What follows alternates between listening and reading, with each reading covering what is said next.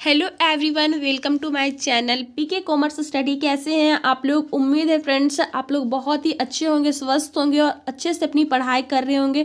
तो आज के इस वीडियो में मैं आप लोगों के लिए बिजनेस इकोनॉमिक्स का एक वेरी इंपॉर्टेंट क्वेश्चन लेकर आई हूँ फ्रेंड्स, जो कि आप लोगों के एग्जाम के लिए बहुत ही ज़्यादा इंपॉर्टेंट है। जैसा कि फ्रेंड्स अब आप लोग का एग्जाम बहुत ही नज़दीक आ गया, बहुत जल्द आप लोग का एग्जाम हो जाएगा। क्लास 12th से लेके BCom MCom सभी का एग्जाम अब होने ही वाला है। तो मैं बता दूँ, ये बिजनेस इकोनॉमिक्स का वेरी इंपॉर्टेंट क्वेश्चन है। ये क्वेश्चन आप लोगों को 12th से लेकर PG तक सभी क्लास में ये क्वेश्चंस देखने को मिलेगा, क्योंकि ये क्वेश्चन बहुत ही इंपॉर्टेंट क्वेश्चन है बिजनेस इकोनॉमिक्स का फ्रेंड्स। तो अच्छे से ये वीडियो को देखिए ताकि अच्छे से समझ में आ जाएगा। बहुत ही सरल लैंग्वेज में आप लोगों को मैं मांग के नियम, इसकी मान्यताएं और इसके नियम को बताऊंगी, जो कि आप लोगों को वीडियो देखकर बहुत ही अच्छे से समझ में आ जाएगा फ्रेंड्स। तो वीडियो की स्किप नहीं कीजिएगा। और अगर आप पहली बार हमारे इस चैनल पर विजिट किए होंगे तो सबसे पहले आप हमारे इस चैनल को लाइक करिए, सब्सक्राइब करिए और बेल बटन पर क्लिक करके ऑल पर क्लिक जरूर कर ले, ताकि जब भी मैं वीडियो अपलोड करूंगी तो इसका नोटिफिकेशन सबसे पहले आप लोगों को मिल पाएगा फ्रेंड्स। क्योंकि फ्रेंड्स इस चैनल पर मैं हमेशा कॉमर्स से रिलेटेड जितने भी आप लोग के थ्योरी सब्जेक्ट है उससे रिलेटेड मैं मोस्ट इंपॉर्टेंट क्वेश्चंस के वीडियोस इस चैनल के माध्यम से आप लोगों को प्रोवाइड कर देती हूँ, जो कि आप लोगों के एग्जाम में बहुत ही ज़्यादा हेल्प मिलता है। और फ्रेंड्स मैं बता दूं, बिजनेस स्टडीज़ के मैं बहुत सारे क्वेश्चंस प्रोवाइड कर चुकी हूं। अगर आप लोग वे सभी क्वेश्चंस नहीं देखे हैं तो आप लोग इस चैनल के प्लेलिस्ट में जाके बिजनेस स्टडीज़ के क्वेश्चंस के आंसर देख लीजिए। मैं बहुत ही सरल लैंग्वेज में आप लोगों को समझा दी हूँ, और ये क्वेश्चंस जितने भी मैं करवा चुकी हूँ ये क्वेश्चन आप लोगों को डायरेक्ट एग्जाम में देखने को मिलेगा।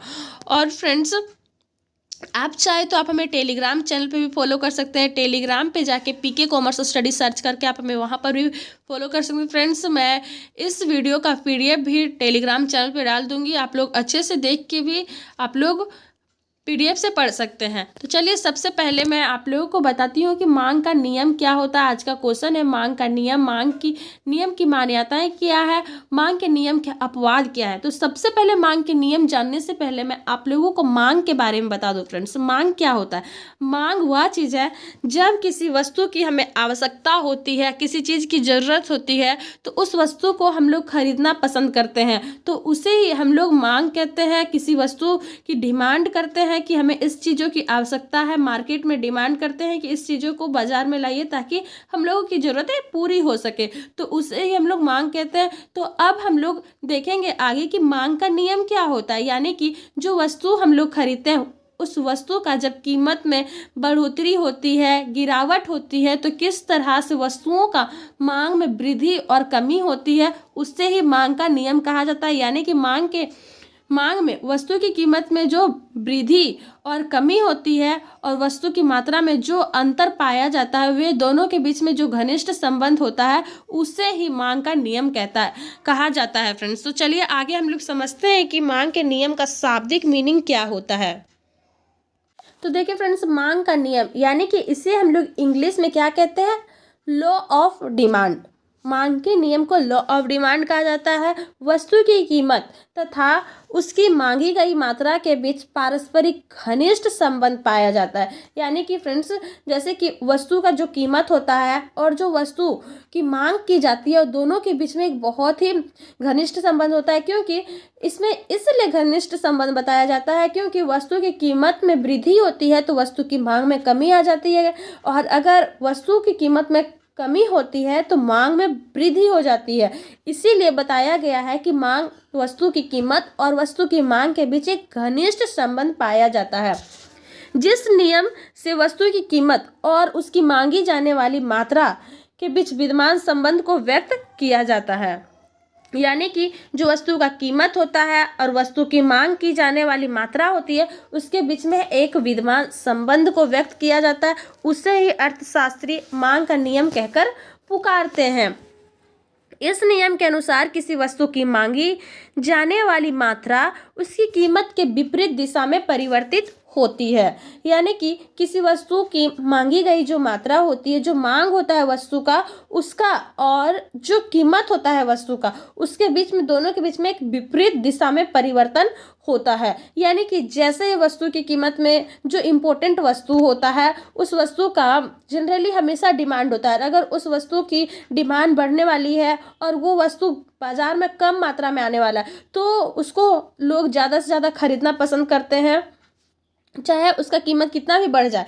तो कभी कभी ऐसा होता है कि अगर वो वस्तु का कीमत कम हो जाता है तो आदमी जितना होता है अपने आवश्यकता से भी ज़्यादा उसको खरीद कर रख लेना पसंद करता है, क्योंकि वो चाहता है कि अभी वस्तु की कीमत में गिरावट हुई है तो अभी ज़्यादा से ज़्यादा खरीद के रख लेते हैं, क्योंकि उसे पता होता है कि आने वाला कल में कहीं इसका रेट फिर ना बढ़ जाए। इसीलिए यहाँ बताया गया है कि वस्तु की मांगी गई मात्रा और कीमत में विपरीत दिशा में परिवर्तन पाया जाता है।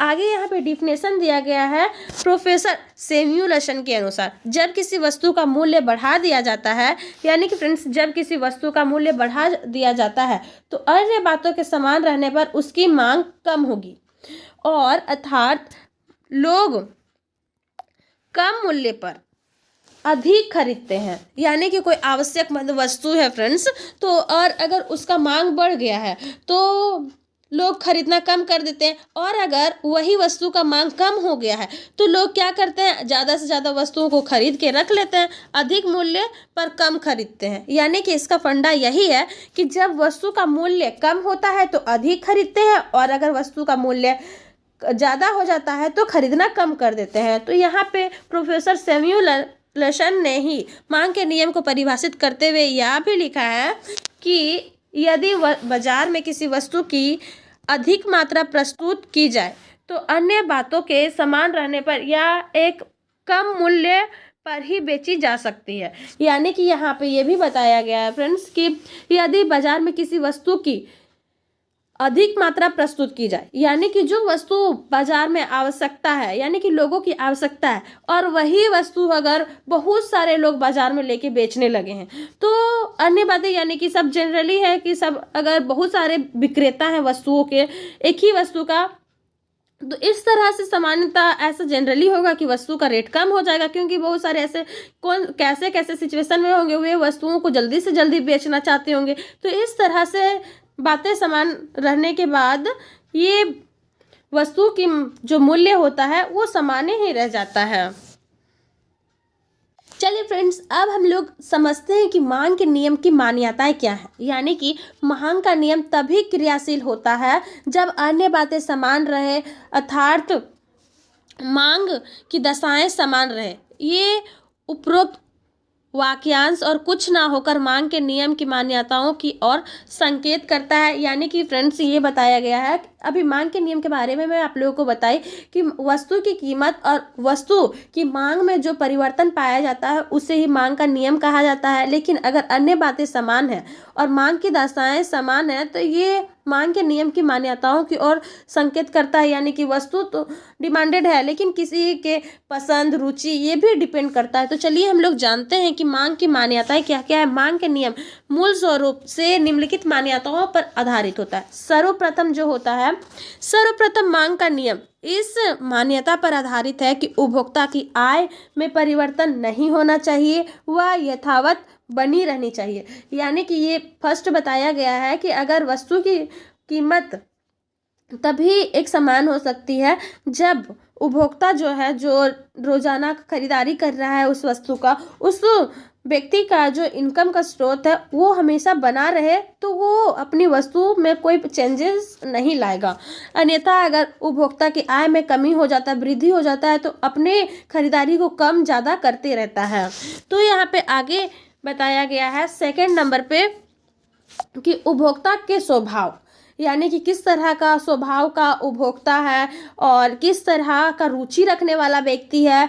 पसंदगी, अधिमान, फैशन एवं आदत में परिवर्तन नहीं होना चाहिए। अगर किसी तरह से कोई परिवर्तन हो जाता है तो इस तरह से भी मांग के नियम में कुछ ना कुछ इफेक्ट होते रहता है।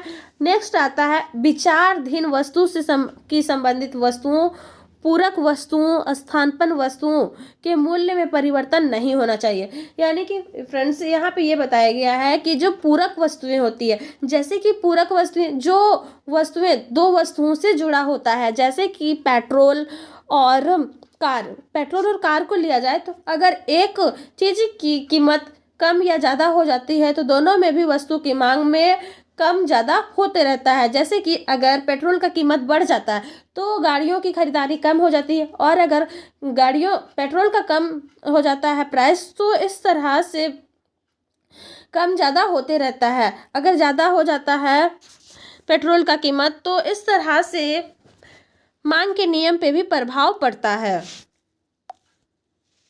देखिए फ्रेंड्स, आगे बताया गया है वस्तु की मूल्य में निकट परिवर्तन में भी परिवर्तन, यानी कि वस्तु के मूल्य में निकट भविष्य में भी परिवर्तन की आशंका या संभावना नहीं होनी चाहिए, अन्यथा मांग का नियम लागू नहीं होगा।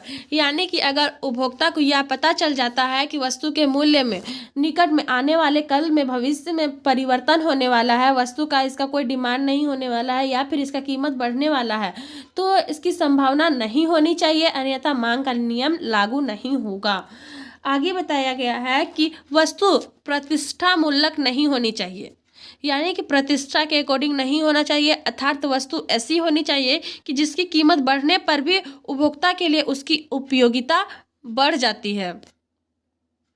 आगे बताया गया है उपभोक्ता की वस्तु कि नई स्थानापन्न वस्तु का पता नहीं चलना चाहिए। यानी कि फ्रेंड्स, ऐसा होता है कि अगर वस्तु का स्थिति बाजार की स्थिति को बनाए रखना है तो इसके लिए उपभोक्ता को उस वस्तु के स्थानापन्न वस्तु के बारे में पता नहीं चलना चाहिए, नहीं तो वो जो वस्तुओं का खरीदारी अभी कर रहा है वो वस्तु को छोड़कर उससे जो स्थानापन्न वस्तु है उस वस्तु को खरीदना स्टार्ट कर देगा। इसीलिए बताया गया है कि उपभोक्ता को वस्तु की नई स्थानापन्न वस्तु का पता नहीं लगना चाहिए। उपरोक्त मान्यताओं के अभाव में मांग का नियम लागू नहीं होगा। यानी कि ये सभी अगर कंडीशन फॉलो किए जाते हैं, जितने भी यहाँ पे बताया गया ऊपर में आप लोगों को, अगर ये सभी हो जाता है तो मान्यताओं के अभाव में मांग का नियम लागू नहीं होगा। आगे अब हम लोग जानते हैं फ्रेंड्स कि मांग के नियम के अपवाद क्या है। यानी कि जब वस्तु के मूल्य में वृद्धि होती है तो मांग में कम हो जाता है, और वस्तु के मूल्य में कमी होती है तो मांग में वृद्धि हो जाती है। तो अब उसका अपवाद क्या देखा जाता है, तो मांग का नियम बताता है कि सभी बातें समान रहने पर ऊंची कीमत पर वस्तु की मांग कम होती है। यानी कि ये हम सभी जानते हैं कि जब किसी वस्तु की कीमत में वृद्धि होती है तो वस्तु की मांग कम हो जाती है, और कीमत कम होने पर वस्तु की मांग में वृद्धि हो जाती है। किंतु कुछ अवस्थाओं में यह भी देखा जाता है, यानी कि कुछ अवस्थाओं में यह भी देखा जाता है कि मांग का यह विपरीत संबंध स्थापित नहीं हो पाता है।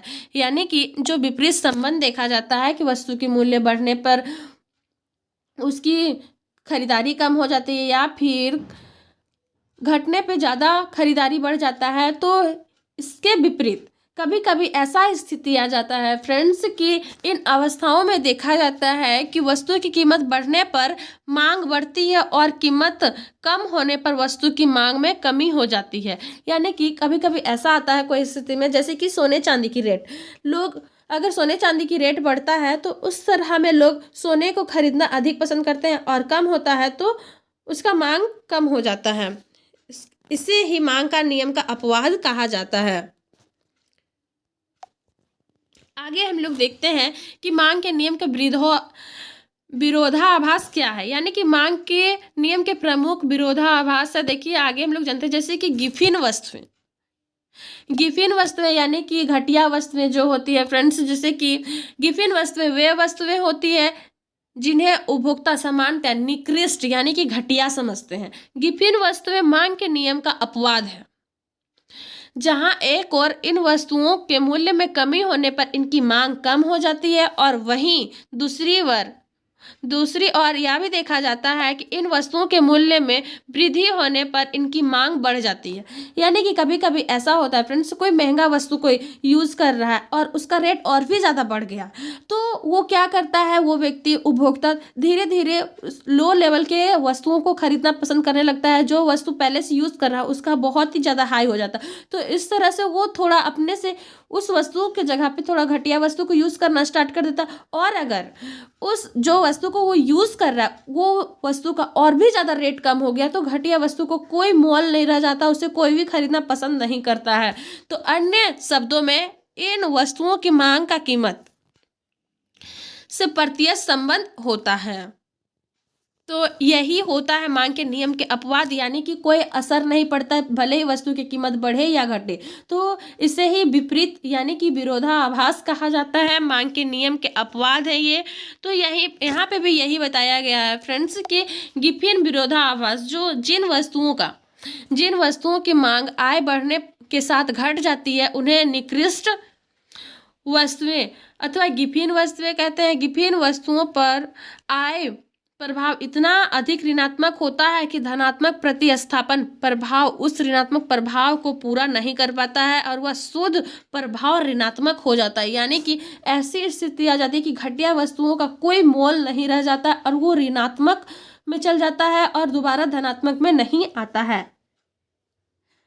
तो आगे अब हम लोग देखते हैं कि सामाजिक परिवर्तन क्या होता है, सामाजिक प्रभाव किस तरह से पड़ता है मांग के नियम के अपवाद में।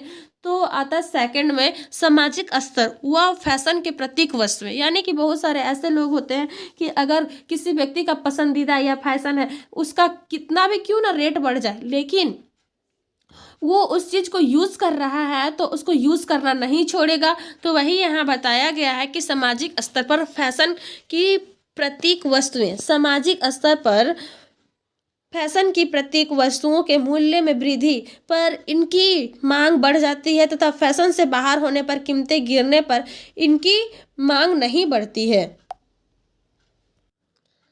अगला पॉइंट आ जाता है फ्रेंड्स की कीमत वृद्धि की आशंका। यदि किसी वस्तु की कीमत बढ़ने की संभावना है, यदि भविष्य में वस्तु की कीमत में कोई वृद्धि की आशंका है, तो उस वस्तु के मूल्य में वृद्धि होने पर भी उस वस्तु की मांग बढ़ेगी। यानी कि जैसे कि कोई वस्तु जो व्यक्ति रेगुलर यूज करता है, तो वो अपनी वस्तु की कीमत तो भले ही कितना भी क्यों ना बढ़ जाए, लेकिन वो उस वस्तु को यूज करना नहीं छोड़ सकता है, लेकिन उसको हमेशा खरीदता ही रहेगा।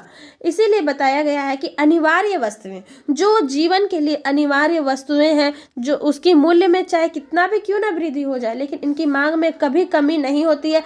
जैसे कि गेहूं, नमक, चावल इत्यादि ऐसी वस्तुओं की मांग एक स्तर पर स्थिर रहती है, कभी भी इसमें कोई इफेक्ट देखने को नहीं मिलता। यानी कि भले ही क्यों ना कितना भी रेट हो जाए, लेकिन ये हमारे दैनिक जीवन का यूजफुल वस्तुएं हैं फ्रेंड्स। तो ये हमेशा हम लोग यूज़ करते हैं, तो इसमें चाहे कितना भी रेट क्यों ना हो जाए, लेकिन हम लोग इसको खरीदना बंद नहीं कर सकते हैं। इसका स्थानापन्न वस्तु को भी हम लोग नहीं बदल सकते हैं, क्योंकि ये हमारे दैनिक जीवन का यूजफुल वस्तुएं हैं। तो उम्मीद है फ्रेंड्स आप लोग मांग के नियम, मांग के मान्यताएं और मांग के अपवाद को अच्छे से समझे।